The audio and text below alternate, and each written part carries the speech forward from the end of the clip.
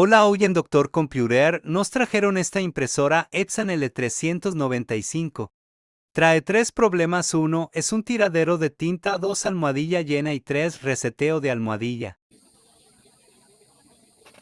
La abrimos y efectivamente hay tinta en la carcasa. Al parecer hay líneas de manguera trazadas por el Rose del carro de inyector.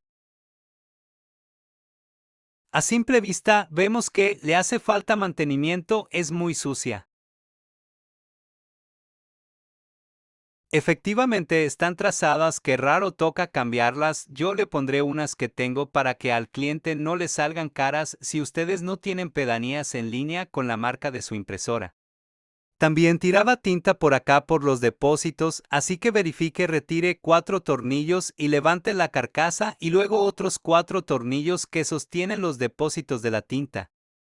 Afortunadamente solo es tinta residual, por eso siempre usen jeringa o los envases de la impresora para que no se les tire nada.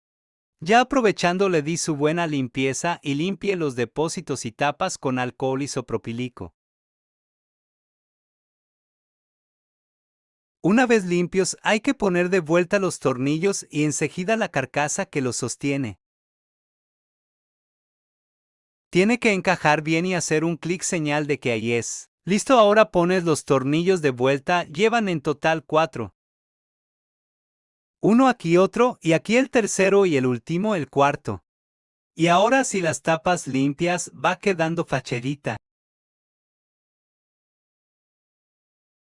Y ahora la encendemos y vemos que nos da error. Ese es el de que hay que resetear la almohadilla, ya que le pusimos una nueva, pero eso será en otro video.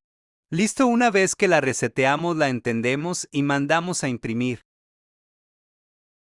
Lo ven, ya quedó, salió muy bien la impresión. Denle like para más video. Si tienen alguna duda, escriban en los comentarios.